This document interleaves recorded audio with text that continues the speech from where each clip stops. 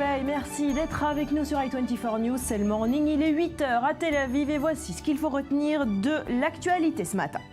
D'abord, ce chiffre, en 2015, un migrant meurt toutes les 2 heures en moyenne en Méditerranée.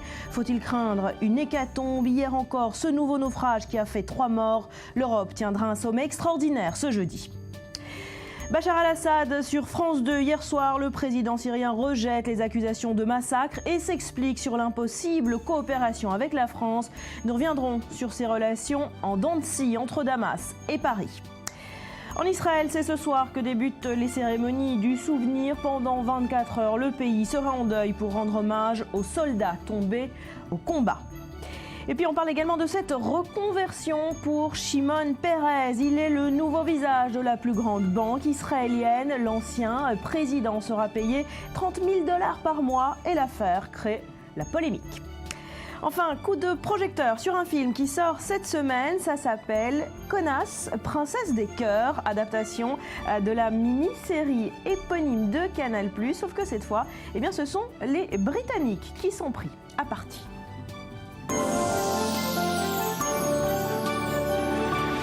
Bienvenue à tous. Les tragédies se succèdent donc au large de la Méditerranée. Les associations humanitaires commencent à parler de véritables hécatombes. L'Europe, elle, tente de prendre des mesures et se réunira en sommet extraordinaire ce jeudi. Les explications de Léa Berdugo. Nouveau naufrage en mer d'Égée. Sur ces images provenant d'un média local, on aperçoit ce voilier chargé de dizaines de personnes qui s'approchent d'une côte au nord de l'île de Rhodes. Des morceaux de l'embarcation flottent autour des rochers. Des hommes et femmes s'agrippent au pan du bateau désintégré. Les secours, mais également des habitants, leur tendent la main et les hissent vers la terre ferme. Le bilan aurait pu être pire, comme ceux des drames qui se sont succédés ces derniers jours. Pour y répondre, les ministres de l'Intérieur et des Affaires étrangères de l'Union européenne se sont réunis à Luxembourg. Pour le ministre allemand des Affaires étrangères, les réponses doivent être des solutions à long terme. Je dois avertir que nous sommes confrontés à une tâche énorme et il n'y aura pas de solution rapide. Nous sommes déterminés à aider les victimes et leurs familles et nous leur avons assuré de trouver une solution aussi rapidement que possible pour que plus personne ne périsse en Méditerranée. La chancelière allemande Angela Merkel a promis de tout faire pour éviter de nouvelles victimes en Méditerranée. Nous ferons tout pour empêcher que de nouvelles victimes meurent devant notre porte de la façon la plus cruelle en Méditerranée. Les pays européens vont tenter de trouver une solution commune lors d'un sommet extraordinaire qui se tiendra jeudi à Bruxelles. Betsabe, c'est le sujet qui fait la une ce matin un peu partout en Europe. Oui, surtout en Italie. Le naufrage de ce week-end n'a pas arrêté les migrants. C'est le titre du Giornale di Sicilia. La Sicile, destination phare de ces bateaux de pêche, ou plutôt de fortune. La Sicile dépassée, où les réfugiés continuent d'arriver par centaines. Plus de 600 ont été secourus. Ils étaient à bord de 6 pneumatiques en difficulté. C'est ce que raconte donc le Giornale di Sicilia. Toujours en Sicile, à Catane, les 28 survivants du drame de samedi qui aurait fait entre 700 et 900 victimes racontent « Nous avons survécu en nous accrochant aux cadavres ». Témoignage largement repris par les médias italiens comme par exemple la Repubblica. D'ailleurs, raconte le quotidien, 2 de ces survivants ont été trouvés alors qu'ils se débattaient au beau milieu des cadavres, hurlant avec le peu de force qu'il leur restait. À Catane, toujours des trafiquants syriens et tunisiens arrêtés par la police. Mais leur chef, lui, identifié par le parquet de Palerme et dont la Repubblica a choisi de dévoiler sa photo qu'on va voir bientôt sur vos écrans, a, je cite, la belle vie à Tripoli. Ça, il peut être tranquille, à en croire les enquêteurs italiens. Il bénéficie du soutien de la police locale libyenne. Les naufrages, il n'a que faire de ces pseudo-tragédies. Il rit au téléphone, s'amusant. J'en fais toujours monter trop sur les bateaux. Alors on rigole moins au parquet de Palerme où l'on dénonce l'inefficacité des nouvelles mesures de police Triton. Les accusations dont il Fatto Quotidiano se fait l'écho, le rayon d'action est trop limité, les moyens de secours sont trop précaires. Mare Nostrum coûtait le triple, un coût que seuls nous assumions, mais l'opération aurait sans doute sauvé la vie de ces 900 migrants. C'est ce qu'écrit le quotidien de gauche. Il faut vite une nouvelle stratégie, exhorte le président du Conseil italien Matteo Renzi, cité par la Stampa. D'autant qu'à Palerme, le procureur adjoint alerte. D'après nos données, 1 million de migrants sont prêts à partir. Merci Betsavé. Bonjour Oscar Olivier, vous êtes un ancien réfugié congolais, vous vivez en ce moment en Israël et vous dirigez une association pour aider à l'intégration de ces réfugiés. Alors d'abord une question simple, pourquoi la machine s'est-elle soudainement emballée en Méditerranée avec beaucoup plus de naufrages que précédemment ? Disons que tout a commencé avec le chaos qui s'est installé en Libye après la chute de Kadhafi. Et donc la Libye est devenue un peu une deuxième Somalie où plus personne ne contrôle rien. Et c'est le témoignage de ces passeurs qui dit que j'en fais toujours monter plus sur les bateaux et résume tout. Et aussi, et en quelque sorte, ces chaos est causé par ces répétitions de chaos est causée par l'inaction de certains dirigeants européens devant cette tragédie.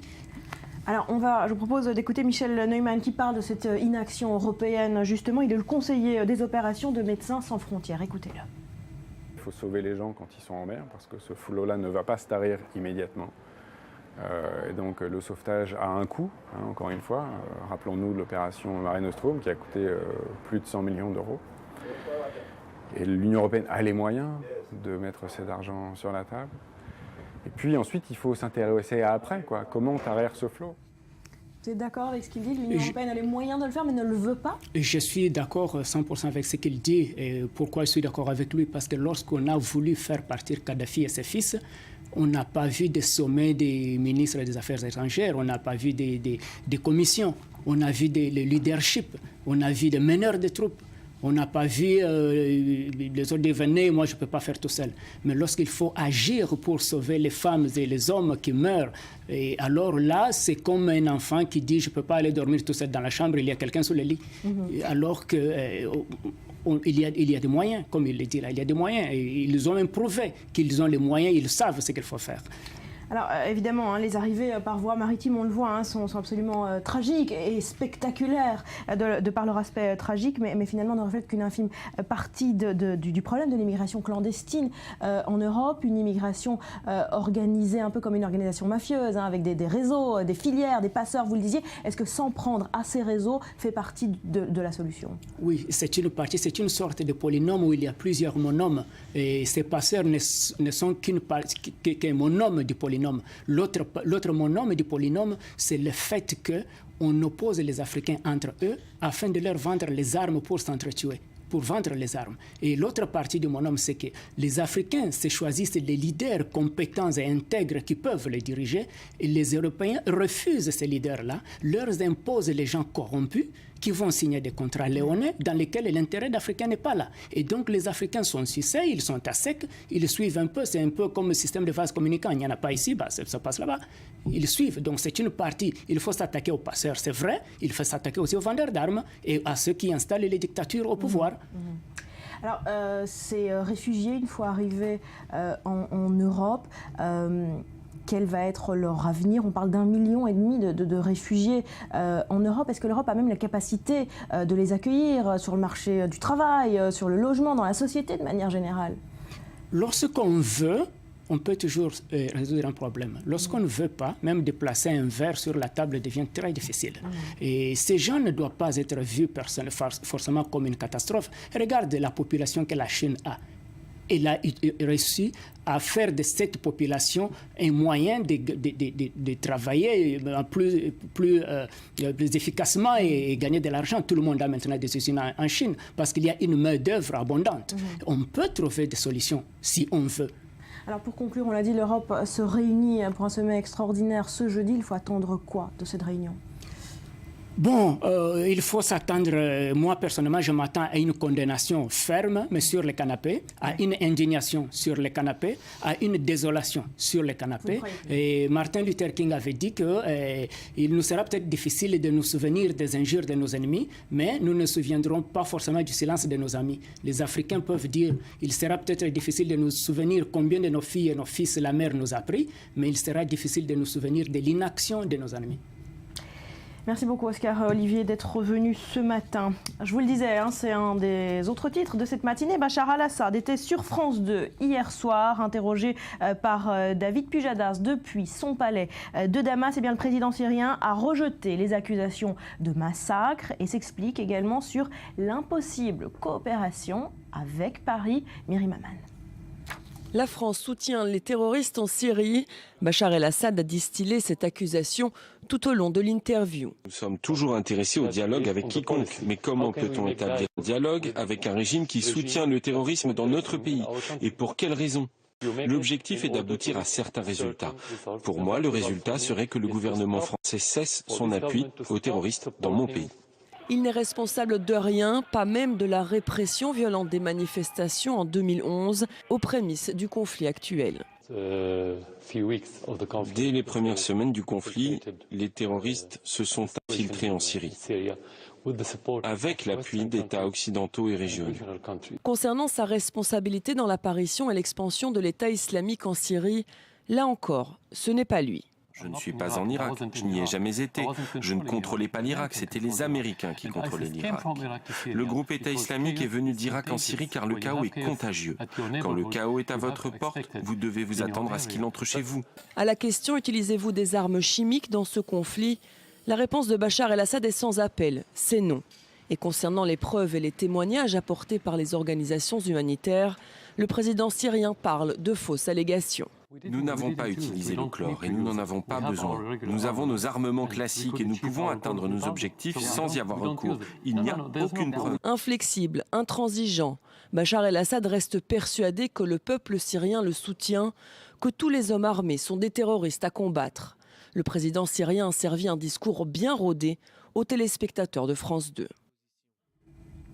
Dror, le dictateur syrien qui accorde une interview à un grand média français, un média public qui plus est, crée inévitablement la polémique ? Inévitablement, mais on peut tout de même reconnaître la fermeté du journaliste qui l'a interrogé, David Pujadas, qui n'a pas été consignant, c'est le moins qu'on puisse dire, qui a montré des photos de bombardements et de morts civiles à Bachar el-Assad, qui lui, bien évidemment, a tout nié en bloc. Donc Assad n'a pas vraiment surpris. Lorsque le président syrien propose un entretien ou accepte un entretien à un média, quel qu'il soit, eh bien le média l'accepte inévitablement. Après, tout dépend de la manière dont l'entretien est mené. Et là, il a été mené sans concession et d'une manière très ferme. Avec un Bachar al-Assad, lui aussi bien rodé, il ne se fait pas prendre au piège. Non, bien évidemment, mais encore une fois, il a été tout à fait conforme à ce que l'on pouvait attendre de lui, c'est-à-dire qu'il nie en bloc les accusations de crimes contre l'humanité, de crimes de guerre, et bien évidemment, et c'est là où il a beau jeu, en dénonçant le terrorisme islamiste, les djihadistes, dont on sait à quel point, pour le public français justement, c'est une véritable menace. Alors France 2 est une chaîne du service public. Est-ce que ça induit un message politique, à savoir que Paris serait en faveur d'un rapprochement graduel avec Bachar el-Assad ? Non, en fait, à mon sens, en tout cas, cet entretien montre avant tout la volonté de Bachar el-Assad justement de se rapprocher des Français ou de trouver peut-être un terrain d'entente ou des compromis avec la France, qui pèse bien évidemment dans la diplomatie moyen-orientale. Et on sait que les dirigeants syriens ont tout de même identifié une certaine évolution, une certaine hésitation des dirigeants français, de la diplomatie française. Laurent Fabius, le ministre français des Affaires étrangères, il a toujours été très ferme avec Bachar el-Assad, mais depuis quelques semaines, son discours a un petit peu évolué et il est en faveur, il le dit tout à fait clairement, d'une entente, d'un terrain d'entente avec des éléments du régime. Pas avec Bachar el-Assad, qui est un boucher, qui est un criminel de guerre, qui est un criminel contre l'humanité, mais avec des éléments du régime. Et John Kerry, le chef de la diplomatie américaine, est plus ou moins sur la même longueur d'onde. Maintenant, la question qui se pose, Barbara, peut-on véritablement, dans un régime aussi dictatorial que la Syrie, établir une distinction claire et nette entre Bachar el-Assad et les éléments du régime et son entourage ? Alors, ce rapprochement, en tout cas, il est dû à un élément, un ennemi commun, c'est l'État islamique. C'est l'argumentation. Oui, c'est l'argumentation de Bachar el-Assad, c'est l'argumentation de certains milieux en France qui milite en faveur d'un rapprochement avec la Syrie. Le problème de cette argumentation, c'est qu'elle a ses limites, parce que, objectivement, on peut considérer que l'État islamique, le Daesh, en fait, fait le jeu de Bachar el-Assad. Et d'ailleurs, Bachar el-Assad a plus ou moins, à certains moments, favorisé l'émergence de l'organisation de l'État islamique. Parce que, bien évidemment, aujourd'hui, il peut dire aux opinions publiques occidentales, et c'est le sens de l'entretien qu'il a donné qu'il a accordé hier à France 2, regardez, on a le même ennemi. Le même ennemi, c'est le fanatisme religieux, c'est le djihadisme, ce sont les terroristes. Mais encore une fois, il a favorisé l'émergence de ces groupes-là, de l'État islamique, du Daesh, même sur son propre territoire, pour pouvoir justement user de cet argument-là. Bon, il s'en est défendu aussi lors de cette interview. Merci beaucoup. Dror Betsabé, en attendant, les Syriens, eux, continuent de souffrir de la guerre civile qui dure depuis 5 ans. Vous nous rapportez les derniers développements. Alors, on parle de la presse surtout qui va rendre compte de cette interview, donc d'Assad, hier soir. Alors, je ne vous cache pas que c'est le naufrage en Méditerranée qui fait les gros titres de la presse française et a damé le pion à Bachar el-Assad qui, néanmoins, se retrouve dans une honorable 2e position. Alors, les journalistes, eux, eh bien, ni émus, ni crédules, plus que sincères, le discours d'Assad est, selon Le Monde, bien rodé. Après 4 ans de guerre civile en Syrie, Assad a maintenu sa rhétorique, écrit le quotidien. Entendez, il ne fait que défendre ses citoyens. Et ce, quand bien même Poujadas a montré au président syrien, on l'a dit, des photos d'hélicoptères larguant des bombes barils, des clichés qui ne prouvent rien, selon Assad. Un Assad inflexible, titre RFI d'ailleurs. Il nie sa position, il nie la possession d'armes chimiques, campe sur ses positions. Et même si cette interview est une première, et bien même si la forme est nouvelle, le fond, lui, ne change pas. Assad, pas moins inflexible pour le quotidien gratuit Metro News, qui met néanmoins en exergue ce contraste entre, d'un côté, la légitimité à laquelle prétend le président syrien et la guerre civile qui ravage son pays avec plus de 220 000 morts et des millions de réfugiés depuis mars 2011. Assad affirme même qu'il bénéficie du soutien de son peuple contre les terroristes, alors que Paris, elle, soutiendrait ces mêmes terroristes, un culot qui valait la peine de figurer dès le titre de l'article du Figaro, mais qui laisse Assad imperturbable, un Assad qui, tout au long de l'article, nie fermement, dément, rétorque, ose même demander c'est quoi les barils explosifs. Voilà, imperturbable. Merci Betsabé. Allez, on poursuit Rudy avec cette révélation. Il est question là encore de l'État islamique. L'administration Obama aurait demandé aux studios hollywoodiens de participer à cette guerre contre Daesh. Oui, est-ce que vous vous souvenez, en novembre dernier, à l'époque du piratage de la sortie des mails Sony, à l'époque de la sortie du film, l'interview par des hackers proches du régime nord-coréen. Ils avaient piraté les serveurs de Sony Pictures et ils avaient révélé le contenu de mails ultra secret. Eh bien, Slate nous apprend qu'en fin de semaine dernière, Wikileaks a publié ces fameux mails, mais en version plus organisée. Et donc, on apprend que Richard Stengel, c'est le responsable de la diplomatie publique de l'administration Obama, avait écrit plusieurs mails entre août et septembre 2014 au patron de Sony, Michael Linton. Alors, cet homme, c'est non seulement le patron de Sony, mais c'est aussi un des membres du Council of Foreign Relations. C'est un think tank libéral qui est spécialisé en politique étrangère. Alors, l'idée qu'ils vont développer ensemble, elle est simple et elle peut paraître un peu insolite. Pour combattre la propagande islamique de Daesh, ils veulent créer une œuvre artistique choc faite par des artistes musulmans pour les musulmans à la destination des musulmans. Une œuvre, ça veut dire quoi? C'est-à-dire ça peut être une chanson, ça peut être un film. Alors ils ont pensé à une sorte de We Are the World ou de grands concerts anti-Daesh. L'idée, c'est de mettre en avant les musulmans qui adhèrent au modèle de vie américain pour contrer la propagande justement anti-américaine et qui est dans l'affrontement de Daesh. Alors justement, concrètement, est-ce que ça a eu des retombées, ça s'est matérialisé? Alors comment ça se matérialise? On va voir le mail, un extrait du mail de Stengel qui donc est le patron de la diplomatie américaine. Voilà ce qu'il dit. Il dit: j'ai une idée à partager avec vous qui sort de l'ordinaire et qui sera peut-être mauvaise. Une des choses que l'on demande est de travailler sur un message anti-État islamique. Ma question est, qui est le Bob Geldof musulman? Et s'il y avait un concert vidéo We Are the World anti-État islamique, il pourrait comporter des artistes musulmans du monde entier ainsi que des stars du hip-hop. Et cela ce ne pourrait et devrait évidemment être une initiative du gouvernement américain, mais ça pourrait avoir de l'impact dans le monde entier. Donc une sorte d'initiative qui serait absolument pas liée au gouvernement américain, mais qui a été inspiré par le gouvernement américain. Et pour monter le projet, il a été très sérieusement question de faire appel à Youssouf Islam, alias Cat Stevens, qui s'est converti à l'islam en 77 et qui, selon ses proches, certains est proche du Hamas, il aurait été intéressé par le projet, mais on n'en sait pas plus sur sa participation à ce We Are the World musulman. Pour le moment, ça n'a pas vu le jour. Ça n'a pas vu le jour. Est-ce que cette méthode finalement d'utiliser Hollywood au service de l'image américaine, c'est inédit? Est-ce que c'est nouveau? C'est absolument pas inédit. Si on voit les films de la fin des années 30 réalisés par Frank Capra ou John Huston, on est dans un discours américain anti-nazi. Et puis plus tard, plus proche de nous, évidemment vous vous souvenez de Top Gun, Barbara, et bien Top Gun, c'est aussi une image glamour de l'aviation américaine en pleine guerre froide. Et mieux encore, après le 11 septembre, Bush avait créé la Art and Entertainment Task Force qui avait précisément ce but de promouvoir via les arts la politique américaine. Donc on voit que c'est pas nouveau. Et puis on est vraiment dans la continuité du discours Obama, du rapprochement, en tout cas de la tentative de dialogue, en tout cas sur le discours avec le monde musulman. Merci beaucoup, Rudy. Allez, autre info à retenir ce matin, c'est la pression qui monte d'un cran sur la Grèce. Le gouvernement d'Alexis Tsipras n'a toujours pas trouvé de terrain d'entente avec ses créanciers, mais l'ultimatum approche. C'est ce vendredi qu'Athènes doit présenter à l'Eurogroupe son programme de mesures budgétaires. Explication en images. Ils se sont réunis en fin de semaine dernière à Washington, les ministres des Finances et gouverneurs de banques centrales des pays du G20. Au menu des discussions, la lutte contre le réchauffement climatique, la divergence des politiques monétaires et la volatilité des marchés financiers. Mais un autre sujet s'est invité à ce sommet, la Grèce. Les négociations entre Athènes et ses créanciers sont au point mort. Chacun campe sur ses positions.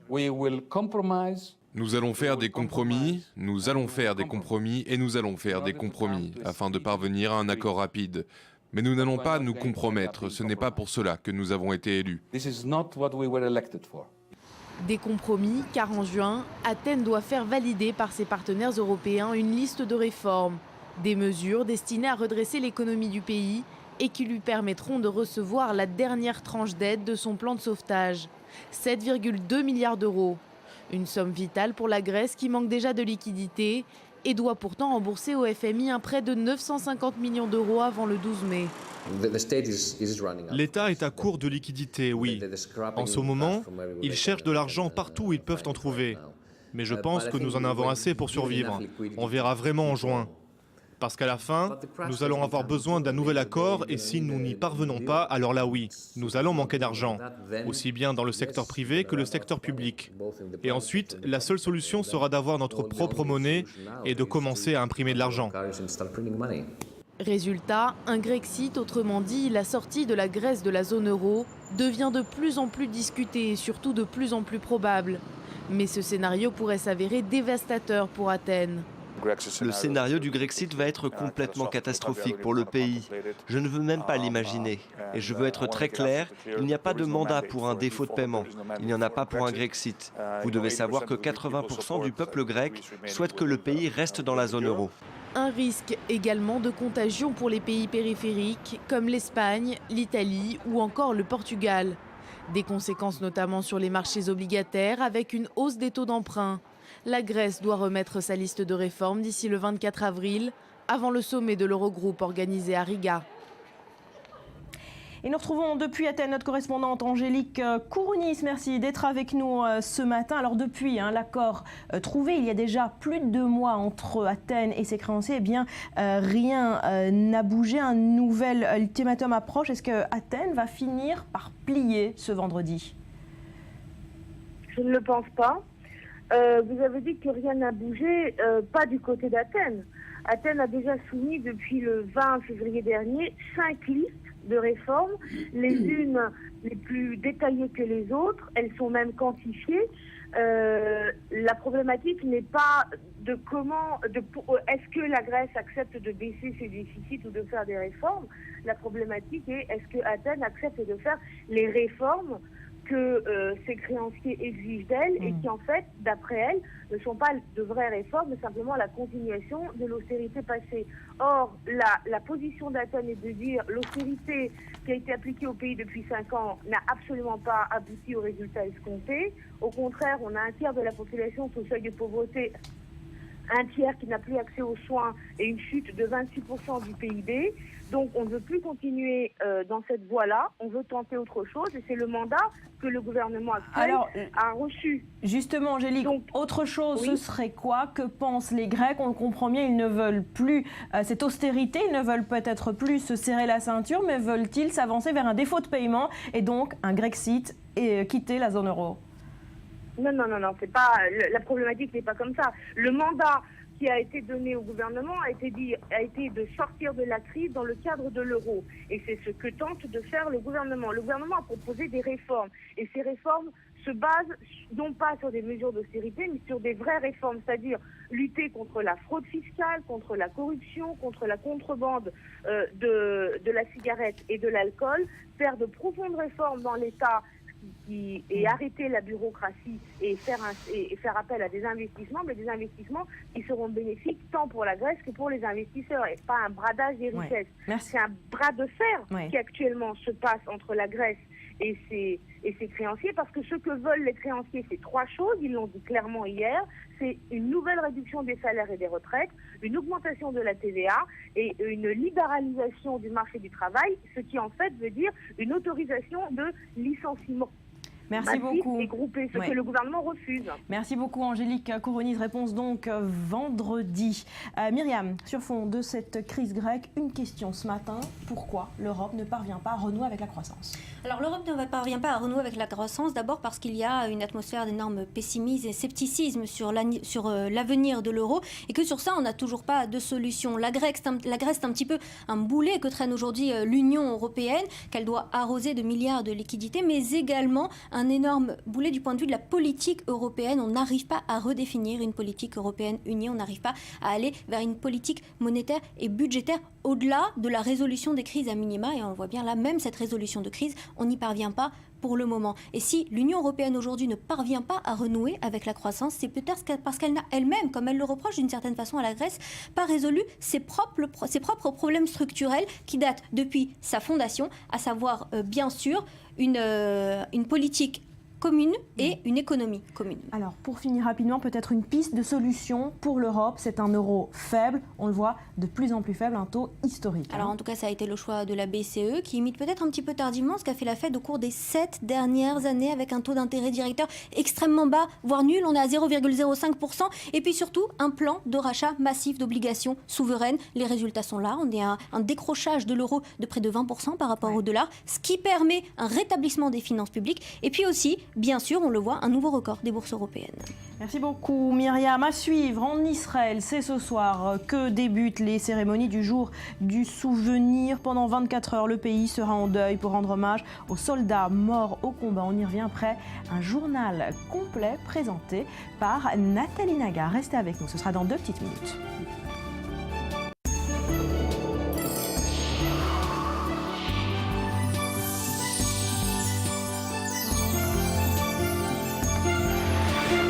On est de retour sur le plateau du Morning. Merci d'être avec nous en Israël. C'est ce soir, je vous le disais, que débutent les cérémonies du jour du souvenir. Pendant 24 heures, le pays sera en deuil pour rendre hommage aux soldats morts au combat. Et parmi eux, des soldats isolés, des soldats sans famille, des jeunes Américains, des jeunes Français venus en Israël pour s'engager dans l'armée par amour du pays.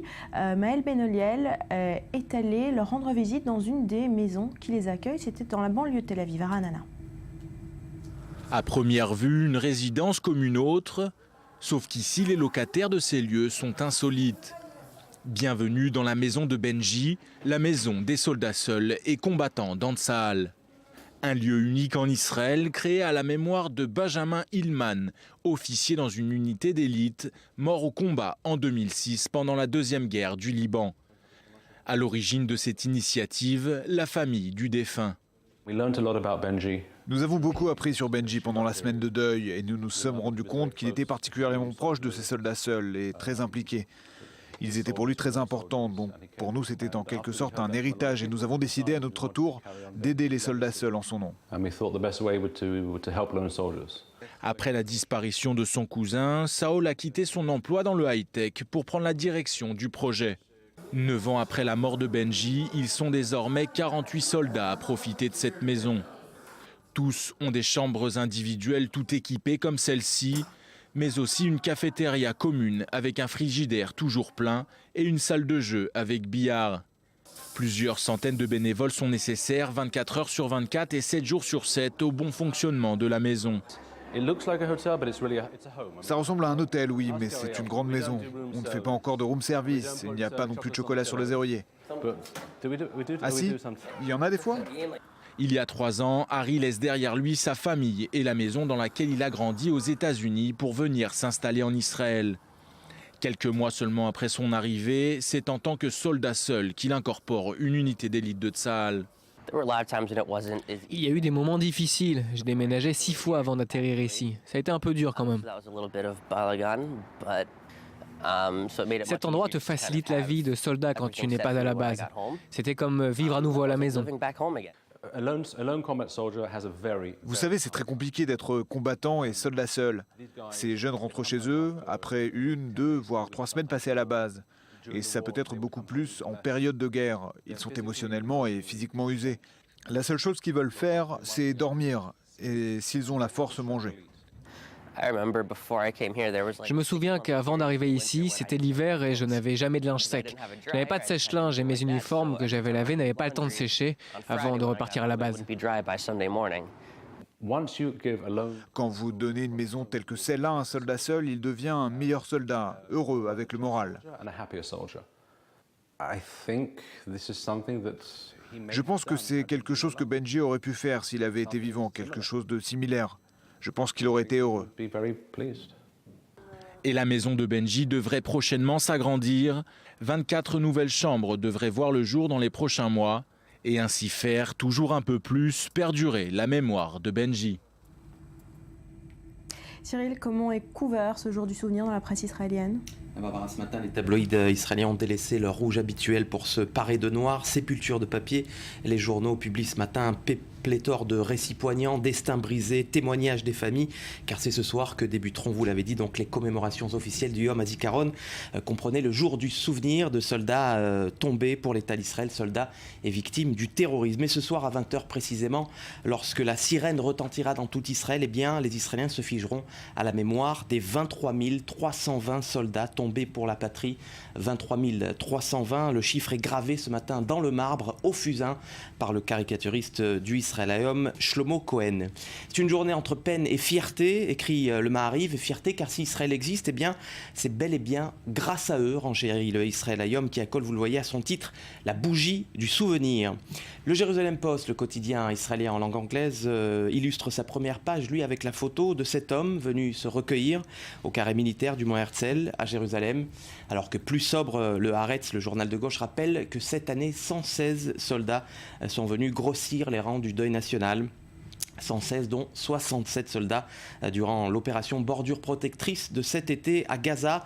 Le Yediot Aharonot leur rend d'ailleurs hommage en publiant 67 souvenirs que chacun d'entre eux a laissés assez cher. Autre cliché saisissant toujours dans l'Yediot, ces chambres de soldats tués au combat et gardées scrupuleusement en l'état selon les volontés des parents, comme celle du capitaine Gilad Stuckelman tué en 2006 pendant la seconde guerre du Liban, ou encore celle du commandant Ori Azoulay. Il a été tué en 96 également au pays des Cèdres. Et puis dans son édito, le Israël Hayom évoque ce matin une plaie béante qui refuse de cicatriser dans le cœur des Israéliens, un deuil unique au monde, renchérit Dan Margalit dans les colonnes du même journal. Cette journée du souvenir, écrit Margalit, c'est une spécificité israélienne où le deuil privé des familles se mêle au deuil collectif. En nationalisant le deuil, on ne prive pas la famille du sien, mais on met en place un système de soutien social. Et puis enfin, beaucoup moins consensuel, l'éditorialiste maison du Haaretz déplore la mort vaine des soldats tués pendant l'opération bordure protectrice cet été à Gaza. Tout, absolument tout, sera mis en œuvre demain pour faire oublier la culpabilité de nos dirigeants qui ont mené cet été l'une des guerres les plus inutiles qu'Israël ait eu à mener depuis sa création en 1948. Voilà pour pour l'édito du Haaretz. Merci beaucoup Cyril. Et en ce jour du souvenir, vous l'avez dit, Israël rend donc hommage aux soldats tombés au combat, mais également aux victimes du terrorisme. L'homme que vous allez entendre est donc doublement concerné. Il a perdu son fils lors de la dernière guerre du Liban, mais il est également le fondateur de l'école juive de Montrouge, initialement visée par les terroristes au mois de janvier. Écoutez-le au micro de Jean-Charles Banoun dans le Grand Direct hier soir. C'est pas habituel de voir lors de Yom HaZikaron dans les cimetières israéliens, de voir des enfants de 8 à 10 ans. Et en l'occurrence, des enfants venant de France. Et c'est assez intéressant de voir, l'étonnement des Israéliens, demandant pourquoi ces enfants sont là. Pourquoi ils viennent se recueillir sur la tombe d'un soldat, en l'occurrence effectivement Yohan Zerbib, et c'est devenu aujourd'hui répétitif et un rituel pour l'école, c'est que ce voyage, pendant ce voyage, il y a cette période de Yom HaZikaron et on vient se recueillir sur la tombe de Yohan. Alors justement, comment ces enfants perçoivent-ils justement, à travers le souvenir de votre fils, ce que représente cette journée ? C'est une journée assez émouvante parce qu'ils sont déjà un peu briefés la veille avec une petite projection. On leur parle de Yom HaZikaron, ils prennent conscience de Yom HaZikaron et du devoir de mémoire qui est extrêmement important puisque cette école, encore une fois, tient sur des fondements, celle à la fois de l'amour d'Israël, mais également du devoir de mémoire. C'est la raison pour laquelle ils arrivent le jour de Yom HaShoah, ils repartent le jour de Yom Ha'atzmaut, et au milieu, ce jour de Yom HaZikaron, et lorsque donc ils sont un peu briefés la veille, ils assistent à cette cérémonie, comme l'ensemble des Israéliens assistent à cette cérémonie de Yom HaZikaron, et j'avoue qu'ils sont à la fois assez touchés, émus et intrigués par cette journée. Bien souvent, les enfants reviennent avec non seulement des souvenirs, mais beaucoup d'émotions. Votre fils, Yohan, avait lui-même participé à ces voyages avec l'école. Yohan a été un des premiers élèves de Yagal Yaakov en 1990. Cette école a été créée en 90. Il a fait le premier voyage avec l'école en 1994.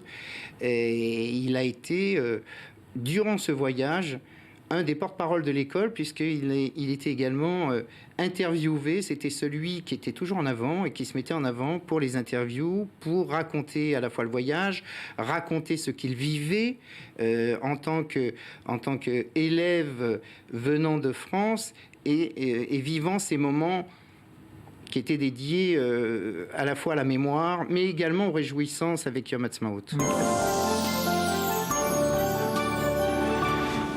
On parle d'autre chose à présent. Coup de projecteur sur une initiative, ça s'appelle le Skatistan, ou comment éduquer les jeunes Afghans avec le skateboard. Oui, exactement, les jeunes viennent pour faire du skateboard et ils restent pour apprendre. C'est le leitmotiv de cette association Skatistan qui est cette semaine d'ailleurs au cœur d'une expo à la Saatchi Gallery de Londres intitulée Skate Girls of Kaboul ou les skateuses de Kaboul. C'est jusqu'au 28 avril 2015. Donc, alors, les clichés sont signés Jessica Fulford Dobson, photographe britannique qui s'est rendue à 2 reprises en Afghanistan pour capturer ce projet pour le moins original dans la région de Kaboul.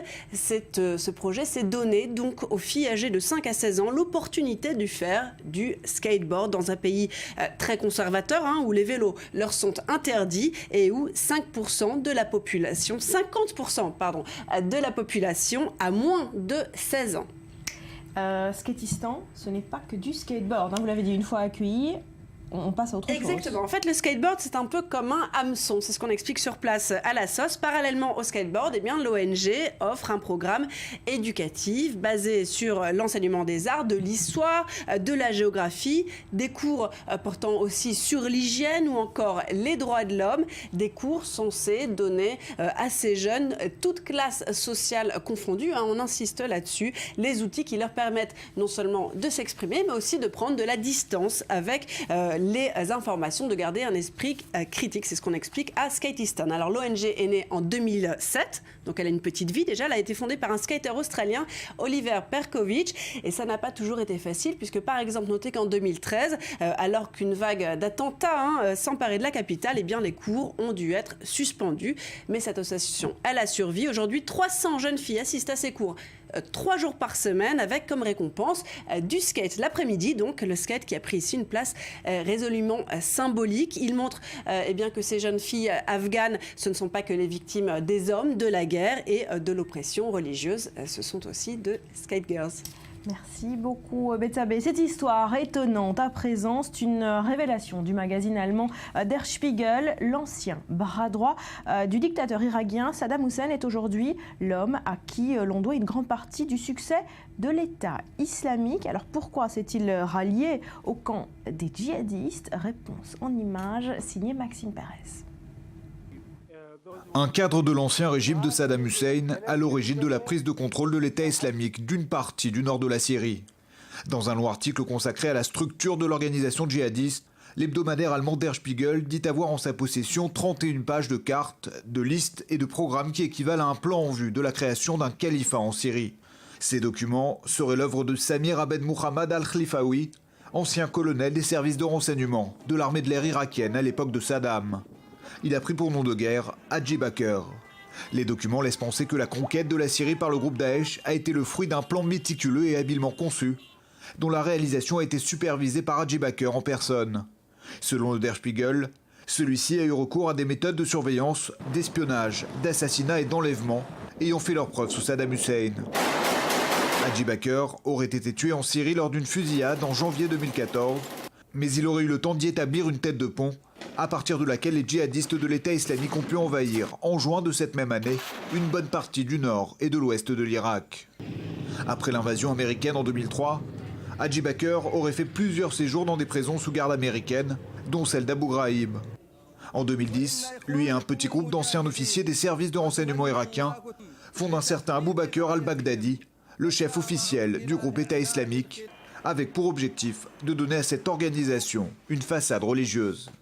2 ans plus tard, Hadji Bakr s'est rendu dans le nord de la Syrie pour superviser la mise en œuvre de son plan de prise de contrôle, choisissant de le lancer à l'aide de combattants étrangers, parmi lesquels des jeunes venus d'Arabie Saoudite, de Tunisie et d'Europe, ou encore de Tchétchénie et d'Ouzbékistan. Selon le Der Spiegel, le secret qui a permis le succès de l'État islamique réside dans une combinaison du fanatisme religieux d'un groupe et les calculs stratégiques d'un homme, Hadji Bakr. Voilà, révélation intéressante en tout cas. Oui, mais qui n'étonne qu'à moitié finalement, puisqu'on sait que lors des premières offensives de l'organisation de l'État islamique dans le nord de l'Irak, on sait que les djihadistes avaient bénéficié de la complicité d'anciens éléments de l'armée régulière sunnite de Saddam Hussein, qui avait été défaite par les Américains évidemment, et les Américains qui avaient placé un pouvoir chiite au pouvoir. Il y a un fort ressentiment chez les sunnites irakiens, donc pas étonnant que certains d'entre eux en tout cas aient rejoint le djihadisme sunnite pour combattre le chiisme dans la région. Voilà, complexe Moyen-Orient. Merci Betsabé et Cyril. À suivre après un nouveau journal. On parlera de cette reconversion de Shimon Peres. Il est le nouveau visage de la plus grande banque israélienne. L'ancien président sera payé $30 000 par mois. Et l'affaire crée évidemment la polémique. Et puis on parlera également cinéma avec un film qui sort cette semaine. Ça s'appelle Connasse, princesse des cœurs. C'est l'adaptation de la mini-série éponyme de Canal+.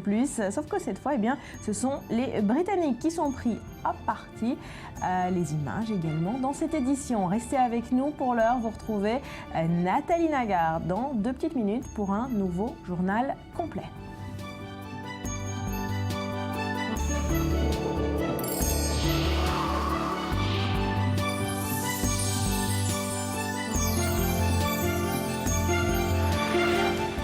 On parle de cette reconversion de Shimon Peres. À présent, l'ancien président israélien a signé un contrat avec la plus grande banque israélienne à hauteur de $30 000.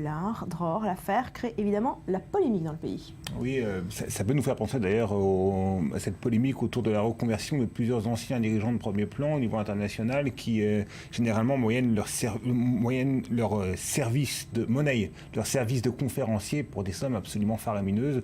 On a plusieurs exemples en tête, Bill Clinton, bien évidemment Tony Blair, Nicolas Sarkozy, et plus près de nous en Israël, Ehud Barak, avec encore une fois des sommes faramineuses pour donner 1 heure ou 2 de conférences devant un public trié sur le volet. Là, on est dans un autre... C'est pas tout à fait pareil, hein. C'est pas tout à fait la même chose. On est dans un autre cas de figure, mais tout de même une figure aussi respectée que celle de Shimon Peres, qui a été associée pendant des dizaines d'années à l'État d'Israël, à ses symboles, à la chose publique en Israël, eh bien sert les intérêts privés et ô combien privés, ceux d'une banque en Israël. Et ça fait d'autant plus polémique, Barbara, que les banques en Israël ont mauvaise presse. Elles sont très impopulaires. Elles sont accusées en fait, et avec raison, de presser leurs clients comme des citrons, alors que les dirigeants des grandes banques, y compris la Banque Hapoalim, c'est de cette banque dont il est question, eh bien, ont des salaires, des rémunérations absolument faramineuses. Concrètement, il fera quoi pour la Banque Hapoalim, Shimon Peres? Alors, toute la question, dans l'entourage de Shimon Peres, on assure qu'il fera un travail pour la banque, mais à l'étranger. Pas question de faire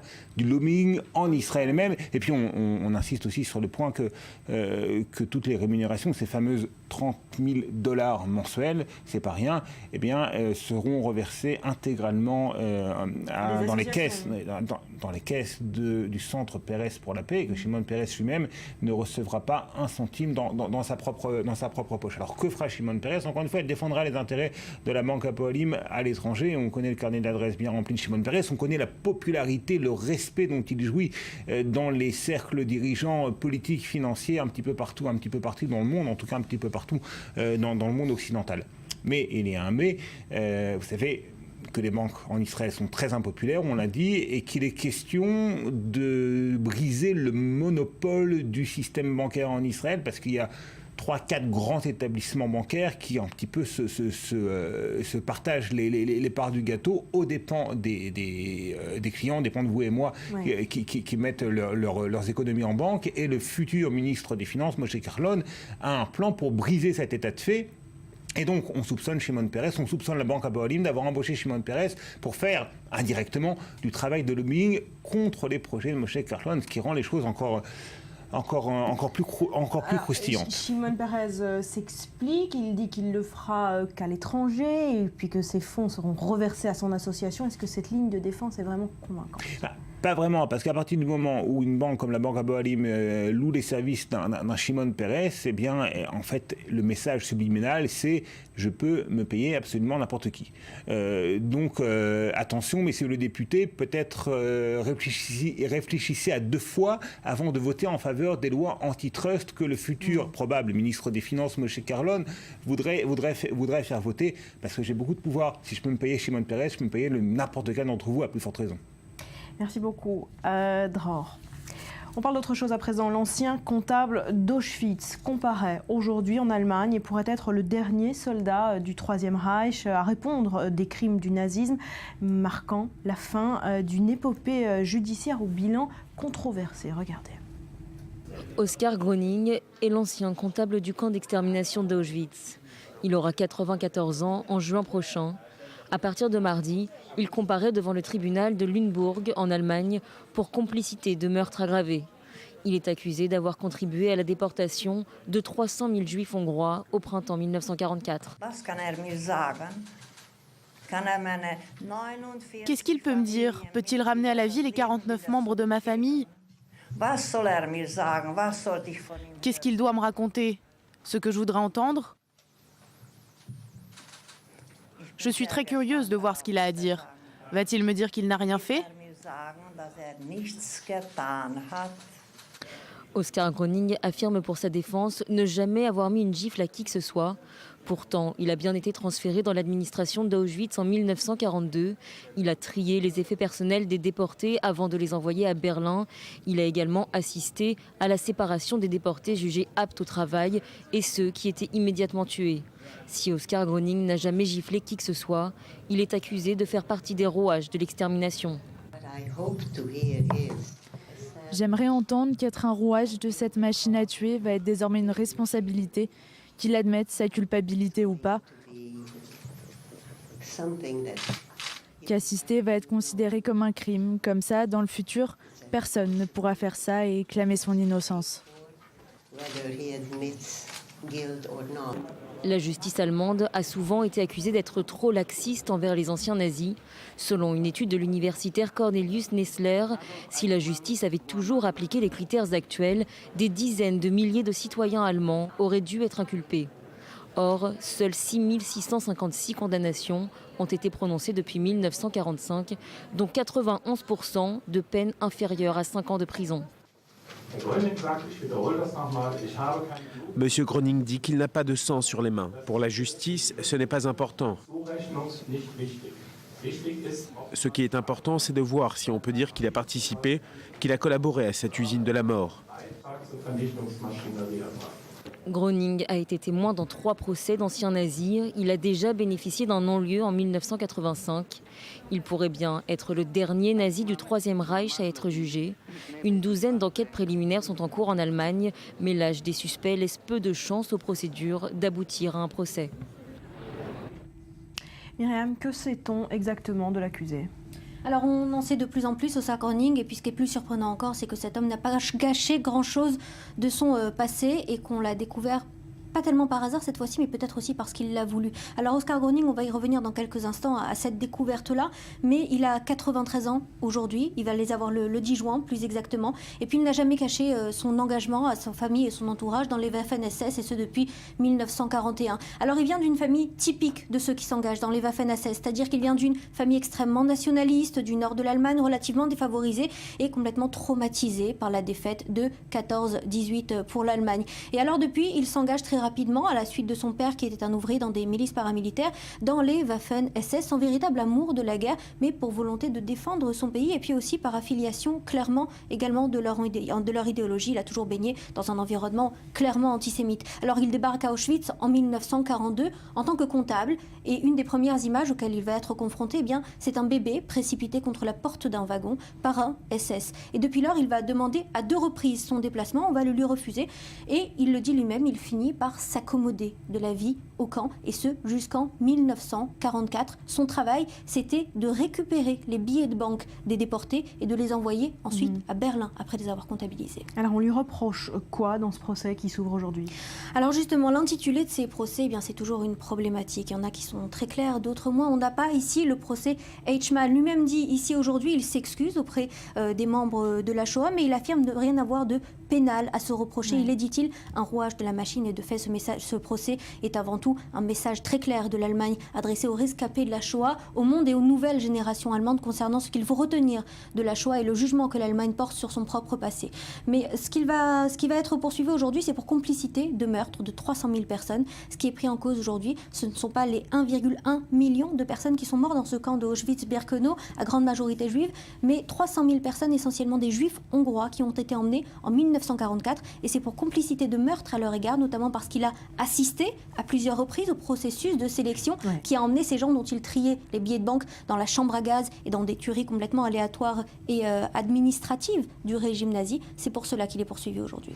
Alors les enjeux de ce procès, vous l'avez évoqué, c'est la poursuite de ce mea culpa allemand. La poursuite de ce mea culpa allemand est plus que ça, plus qu'un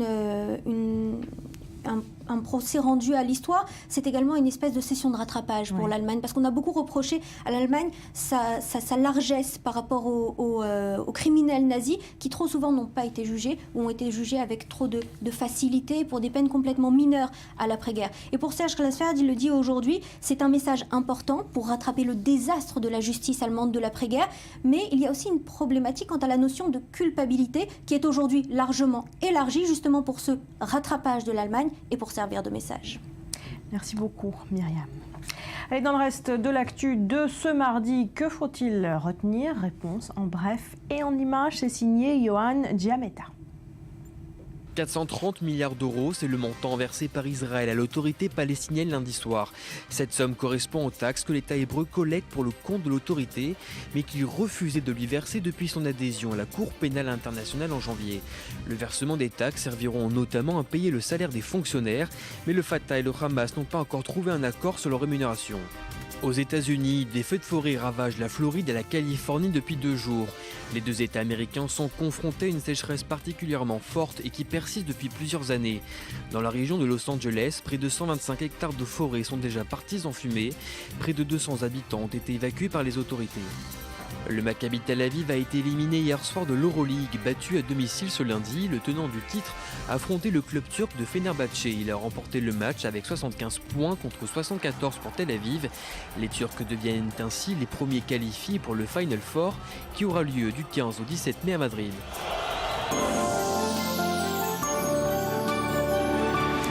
Direction la Syrie à présent. Cyril, vous venez nous raconter l'histoire d'un pianiste particulier puisqu'il vit dans le camp de réfugiés de Yarmouk. C'est un camp de réfugiés palestiniens à quelques kilomètres de Damas. Exactement, on s'en souvient, Déborah, au début du mois d'avril, le camp de réfugiés palestiniens d'Yarmouk avait défrayé la chronique après l'offensive éclair des djihadistes de l'organisation islamiste. Et malgré les ravages de la guerre, eh bien, vous l'avez dit, il y a un pianiste palestinien habitant de ce camp de réfugiés qui essaye de redonner de l'espoir aux habitants de ce camp. Alors face à cette culture de la mort, à ce culte de la mort que partagent Assad et les djihadistes de Daesh, eh bien, les habitants d'Yarmouk ont décidé de faire de la résistance, comme le pianiste qui s'appelle Hayam Ahmed par la musique. Ouais. Hayam Ahmed, c'est un peu le Władysław Szpilman, ce pianiste polonais immortalisé par Roman Polanski dans son film Le Pianiste. Alors depuis 3 ans, avec sa troupe, il tente d'insuffler un peu d'humanité dans ce camp de réfugiés qui, faut-il le rappeler, est sous le siège de l'armée syrienne depuis 2013.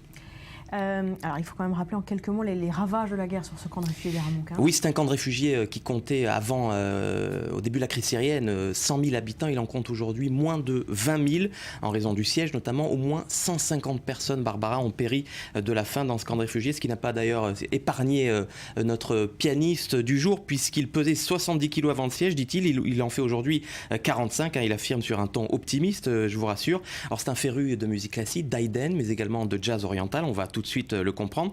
Et c'est en 2014 qu'il commence à jouer ses récitals en plein air. Alors au piano, évidemment, qu'il traîne avec une espèce de charrue de fortune comme ça. Alors pourquoi le piano ? Parce que c'est un instrument évidemment qui n'a pas besoin d'électricité. L'électricité, évidemment, dans ce camp de réfugiés, c'est une denrée rare. Il compose la musique pour des chansons qui sont écrites par des poètes locaux, des poètes amateurs du camp de réfugiés, comme cette chanson qu'on va écouter tout de suite. Elle porte sur l'indifférence du monde arabe notamment, face au sort des réfugiés.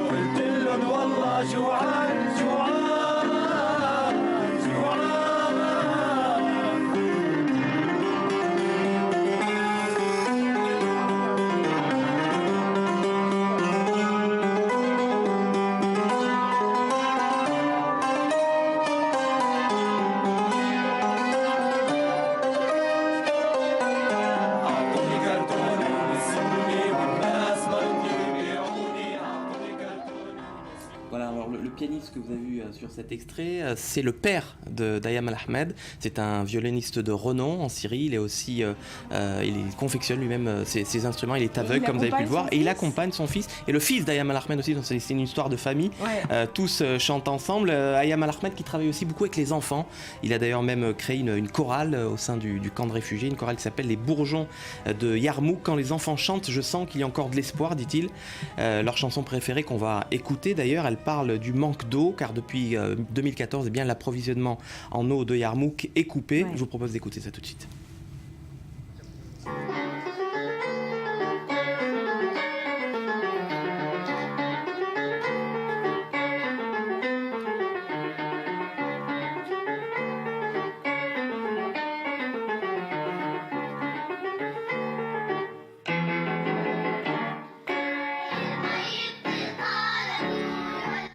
Voilà, l'eau manque toujours et encore dans le camp de réfugiés. Voilà donc Ayman Ahmed qui joue du piano debout, qui fait de la résistance. Il n'est pas le seul d'ailleurs, puisque d'autres habitants du camp de réfugiés, les frères Jamous, sont des rappeurs et ils ont quitté le camp de réfugiés pour trouver refuge en France. Ils donnent des concerts aujourd'hui sur l'ensemble du territoire français. Il jouait du piano debout. Merci beaucoup Cyril pour cette histoire. À suivre, coup de projecteur, je vous le disais, sur un film qui sort cette semaine. Ça s'appelle Connasse, princesse des cœurs, adaptation de la mini-série éponyme de Canal+. Sauf que cette fois, vous le voyez, eh bien, ce sont les Britanniques qui sont pris à partie. Les images après un nouveau journal complet présenté ce matin par Nathalie Nagard. Ce sera dans 2 petites minutes. Ne bougez pas.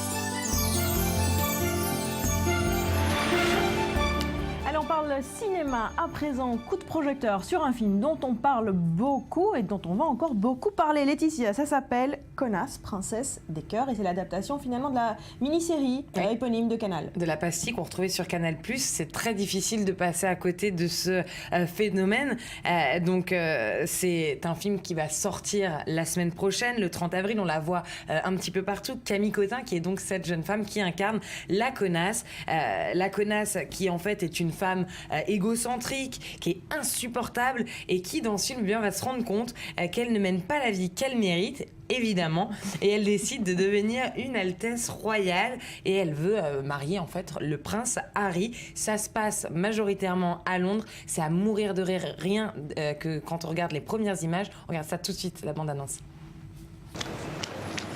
Qu'est-ce qu'il y a, vous voulez les mêmes pour cet été? Ok les grosses, on est parti. Vous voyez cet immeuble là? This is where I lost my virginity. Il y a de very small penis. J'ai absolument pas la vie que je mérite et je veux plus jamais travailler. Faut que j'épouse un prince et j'ai besoin de savoir lequel. Si vous deviez épouser un prince, vous choisiriez qui? Si j'étais vous, j'épouserais le prince Harry d'Angleterre, non? Oh, le roux là? J'aspire pas à une vie normale plus. J'aspire à un destin grandiose. Quel endroit étrange. C'est dans une pharmacie, hein. Donc voilà, Camille Cotin, Connasse, au cinéma, c'est un vrai phénomène. Hein, ce qu'il faut savoir, c'est que c'est 100% à base de caméras cachées. C'est-à-dire qu'il y avait un script qui était écrit, mais ce ne sont que des caméras cachées qui s'enchaînent. Comment vont réagir les anonymes, quoi. Exactement. Et finalement, elle expliquait Camille Cotin expliquait qu'ils avaient eu 90% de ce qu'ils souhaitaient avoir sur le script. Donc ça a marché. Est-ce que ce phénomène est parti pour durer? Est-ce que ce long métrage en est la preuve finalement? C'est vrai qu'avec la petite pastille qu'il y avait sur Canal+ avant, avec Bref, on pensait que c'était un phénomène qui allait durer pour toujours. En fait, ça n'a pas duré si longtemps que ça. D'ailleurs, Camille Cotin est l'héritière de la tranche horaire de Bref. Là, avec ce film, on voit que oui, le phénomène est parti pour durer. On imagine que, déjà, on voit déjà sur les réseaux sociaux, on voit un petit peu partout que tout le monde a envie d'aller voir ce film, que ça a créé le buzz. Qu'est-ce qui plaît tant dans ce personnage? Les Parisiennes ont enfin un symbole, les provinciaux peuvent blâmer un petit peu Paris avec encore ce symbole. Les chroniques cinéma aussi. On se retrouve tout un peu finalement dans Camille Cotin et dans cette connasse. C'est-à-dire que si on suit toute une année de sketch, d'ailleurs j'ai noté des répliques qui sont déjà cultes.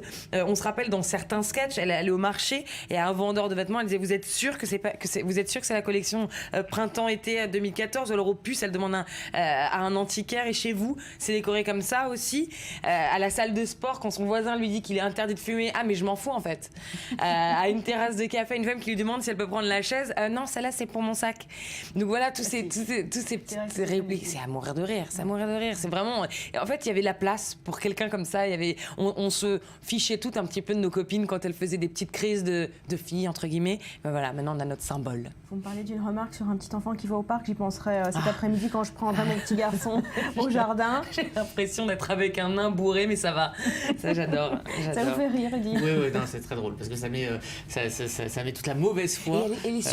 Elle a surtout une vitesse de répartie, c'est incroyable. C'est incroyable. Ça va vite dans sa tête. Et en interview, ça se voit d'ailleurs aussi. C'est ça. Et c'est en interview que ça se voit même plus. Parce qu'en fait, fait, là, c'est scripté. Conan, c'est scripté, mais... Ça sort à la fin du mois. Autre film à ne pas manquer dès demain. Voilà. Votre choix. Ouais, on va quand même parler des sorties de la semaine. Un film à ne pas manquer demain, ça s'appelle Joja. C'est de Lisandro Alonso. Dans la mythologie, Joja, c'était une terre d'abondance et de bonheur que de nombreuses personnes ont tenté de trouver en vain. Ça donne pas du tout le ton de ce film, puisque en fait, on est en 1982 au fin fond de la Patagonie et on est en plein milieu ce qu'on appelle la conquête du désert, qui était en fait une campagne génocidaire contre la population indigène de la région.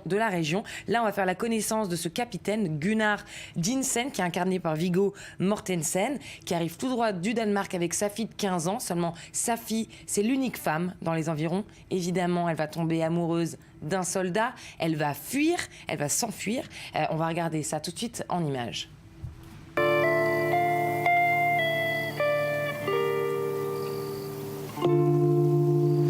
Ja, zit ik hier. Nu ska vi snart hem.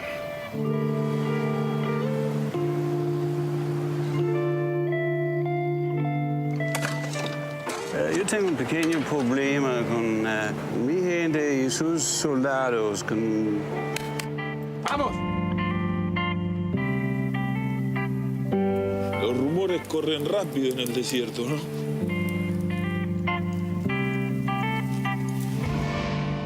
Mia is invisible.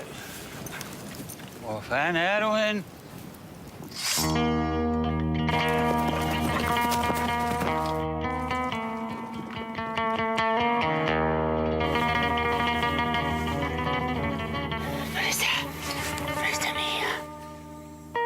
En la frontera con el desierto uno es un solitario. Es una vida extraña. Voilà, donc pour Joja, qui est un film vraiment magnifique, c'est en quelque sorte une quête solitaire hors du temps. Il faut juste mettre le doigt sur cette performance de Viggo Mortensen qui, à nouveau, parle une langue qui n'est pas la sienne. On l'avait vu déjà en français dans Loin des hommes, en russe dans Les promesses de l'ombre. Et bien voilà qu'il parle espagnol et danois dans ce film à ne pas manquer qui sort demain en salle en France. Voilà. Un exercice qui lui plaît. Merci Laetitia. Un mot de sport à présent. Le foot français va adopter la saison prochaine un système technologique baptisé Goal Line. Il s'agit de mettre fin aux polémiques afin de savoir si le ballon a bien franchi la ligne lors d'un but litigieux. Alors on n'en est pas encore au système de caméra, mais ça pourra éviter bien des injustices. Les explications de Lise Barenbaum. C'est une petite révolution. La technologie sur la ligne de but débarque en Ligue 1. Frédéric Thiriez, président de la Ligue de football professionnel, l'a annoncé. Cette technologie qui permet de déterminer si un ballon a franchi ou non la ligne de but sera obligatoire dès cet été. Un dispositif adopté en vue de l'Euro 2016 qui aura lieu sur le sol français. C'est un système électrique qui utilise 7 caméras par cage ainsi que des caméras présentes sur la passerelle. Chacune des caméras prend 500 images par seconde et elles sont transmises par fibre optique aux ordinateurs du système. Cette évolution entièrement financée et supervisée par la Ligue est permise grâce à une baisse de coûts considérable. La Goal Line Technology passerait de 300 000 à 100 000 euros par stade et par saison. Pour se mettre à niveau, les clubs français devront donc consulter les deux principaux opérateurs, l'anglais Hawkeye et l'allemand Goal Control. L'intérêt de la démarche est clair, apporter une aide technologique à l'arbitre et surtout se mettre à la page au moment où les spectateurs peuvent revoir les actions sur leur smartphone. Utilisée lors de la Coupe du Monde 2014 au Brésil, la technologie sur la ligne de but a été contestée par certains arbitres récalcitrants. Il faut encore accepter que l'arbitre peut faire une erreur. Pour moi, ça fait partie, pas seulement du match, ça fait partie de la vie humaine. Comme toutes les personnes font des erreurs, vous, les journalistes, il faut encore accepter. Le rôle de certains présidents de clubs est non négligeable dans l'affaire. Entre les tweets de Jean-Michel Aulas, président de l'Olympique lyonnais, contestant des décisions arbitrales, et la sortie médiatique du président marseillais Vincent Labrune après le match OM-OL qui a vu un but phocéen refusé, une réelle pacification de l'atmosphère du championnat de France s'imposait. La Goal Line Technology est déjà en vigueur en Angleterre et entrera en service en Allemagne et en Italie en début de saison prochaine. Aucune décision n'a pour l'instant été prise pour le championnat d'Espagne. C'était un pas important, ce goal line? Oui, parce que certes, l'erreur est humaine, mais vu les enjeux aujourd'hui dans le monde du foot, un but refusé, c'est peut-être des millions d'euros qui disparaissent pour un club qui est qualifié ou non pour la Ligue des Champions. Donc, les enjeux sont tels que là, ça devient... Et comme le dit si bien le reportage, à l'heure où tout le monde a un smartphone et on peut revoir les images, c'est difficile de croire encore à l'œil de l'arbitre, malheureusement. Je comprends pas qu'on en parle. On en parle encore aujourd'hui. Je veux dire, pour le football américain, ça a commencé presque avec cette technologie déjà. Je comprends même pas que ce soit encore un problème. Le foot a un côté puriste. Ouais. Alors, on continue de parler de technologie avec l'objet plus ou moins. Plus ou moins, parce que c'est une perche. Hein. Voilà. Alors, on le voit partout. Peut-être un peu trop. Le Beaucoup selfie stick, le bâton à selfie en français. Le voilà, le fameux, vous le connaissez, il vous a sûrement agacé. On en parle beaucoup parce que depuis 24 heures, celui qui affirme être son inventeur s'est manifesté enfin sur la BBC. Il s'appelle Hiroshi Ueda, c'est un japonais et dans les années 80, il travaillait pour l'entreprise de photos Minolta. Alors il était du côté du musée du Louvre à Paris, il a demandé avec sa compagne tout simplement à un jeune passant de prendre une photo et le petit chenapan est parti avec l'appareil, une mésaventure qui lui a inspiré dès son retour au pays du soleil levant cette invention, le stick extensible qui sera créé par Minolta dès 1983. Ça sert à quoi? Ça sert à avoir un plan plus large en fait quand on fait des selfies? Ça sert tout ça. Non, l'invention de 83, ça servait tout simplement à mettre son appareil photo, pouvoir viser et puis surtout ne pas se faire piquer son appareil par une tierce personne à qui on aurait donné. Oui, c'est ça. La personne qui a pris la photo est partie en courant avec l'appareil photo. C'est arrivé à énormément de touristes, donc c'était vraiment pour pallier à ce problème qu'il a créé ce premier selfie stick. Mais malheureusement pour notre ami Hiroshi, le selfie stick va être un flop parce que c'est ce qu'on appelle dans le jargon une invention de 3h du matin, ce genre d'invention qui est trop en avance sur son temps. 20 ans plus tard, le selfie stick a été inventé une nouvelle fois, réinventé par un Canadien, cette fois c'est Wayne From. Il est en voyage en Italie et puis il voulait faire une plus jolie photo qu'à bout de bras. Donc lui qui travaille dans le monde des jouets, il revient dans son pays et recrée donc ce stick. Mais attention, Wayne, le Canadien, nous jure qu'il n'a jamais entendu parler de la première invention d'Hiroshi, le japonais, et c'est pour ça donc que le selfie stick a été inventé 2 fois à 20 ans d'écart. Alors ça fait un carton, évidemment, sauf que de plus en plus de musées regardez les dégâts que je peux faire. Alors le MoMA, et encore comme ça, enfin bref, le MoMA, le Guggenheim ou encore le château de Versailles ont déjà pris des mesures. Ils ont interdit, beaucoup de lieux de culture ont banni ce fameux selfie stick pour la simple et bonne raison que l'amour de la photo bien faite peut faire d'énormes dégâts sur les œuvres et puis aussi tout simplement gêner les autres visiteurs du musée. Et même Apple a interdit clairement l'usage du selfie stick pour son prochain rendez-vous, le WWDC, le grand rendez-vous des développeurs Apple. Eh bien, il y a écrit sur les conditions générales, pas de selfie stick à l'intérieur de la manifestation. C'est pas eux qui l'ont inventé. Ouais. Pourtant, il y a quand même des musées qui l'acceptent parce que finalement, les selfies, les photos diffusées ensuite font la promotion de la culture quelque part. Absolument. Et par exemple, au Centre Pompidou à Paris, on n'a pas encore interdit parce qu'on se pose la question, on étudie cette question de l'interdiction parce que vous l'avez dit, faire un selfie dans un musée, eh bien, c'est soit une pub pour le musée en soi, soit une diffusion de la culture. C'est une pub pour l'œuvre. De la même manière, si vous prenez une photo devant un paysage lorsque vous êtes en vacances, vous donnez envie à vos amis qui ont regardé la photo sur les réseaux sociaux de visiter la même région. Et en 2014, le ministère de la Culture en France avait lancé une campagne intitulée Tous photographes, justement, qui incitait les touristes que nous sommes à diffuser les photos tout simplement pour promouvoir les œuvres et promouvoir la culture. Une campagne qui avait été créée avant ce problème, l'avènement du selfie stick. Et il y avait même un petit clip diffusé sur Dailymotion. On regarde. Allez, viens, on n'a pas toute la nuit. Attends.